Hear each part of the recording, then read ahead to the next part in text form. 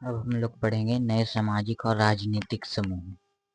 सन 700 से 1750 के बीच 1000 वर्षों का अध्ययन इतिहासकारों के आगे भारी चुनौती रखता है, मुख्य रूप से इसलिए कि इस पूरे काल में बड़े पैमाने पर और अनेक तरह के परिवर्तन हैं।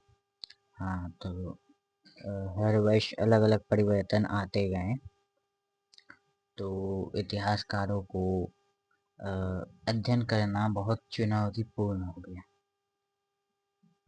इस काल में अलग अलग समाज समय पर नई प्रौद्योगिकी के दर्शन होते गए। प्रौद्योगिकी मतलब टेक्नोलॉजी, जिससे टेक्नोलॉजी वैसा कोई भी चीज़ जो हमारे जीवन को आसान करता है, एक तरह से वही होगी। तो टेक्नोलॉजी में क्या हुआ, सिंचाई में रहट का उपयोग होने लगा। रहट के मदद से सिंचाई होने लगा। रहट में वही बैल से चलाया जाता है उसे, और कोई ऐसा गड्ढा से पानी निकाला जाता है, गड्ढा, कुआं इत्यादि, तालाब से भी। कताई में चरखे का इस्तेमाल होने लगा। युद्ध में आग्नेयास्त्र मतलब बारूद वाले हथियार, जैसे तोप, बंदूक, बॉम्ब, ये सब हो गए, इसका इस्तेमाल होने लगा। जैसे सबसे पहली बार तोप का इस्तेमाल बाबर ने किया था। बाबर जो कि मुगल काल का पहला मुगल शासक था। तो इस उपमहाद्वीप में नए तरह के खान पान भी आए। जैसे अनाज है, जैसे आलू, मक्का, मिर्च, चाय और कॉफी। ये आपको ध्यान रखना है।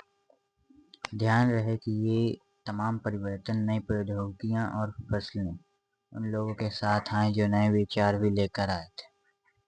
यानी जो हमारे देश के नहीं बल्कि अलग अलग देश से आए थे, वो वही सब ऐसे प्रौद्योगिकी और फसलें को परिवर्तन नए प्रौद्योगिकी और परिवर्तन फसलें लाया भारत में।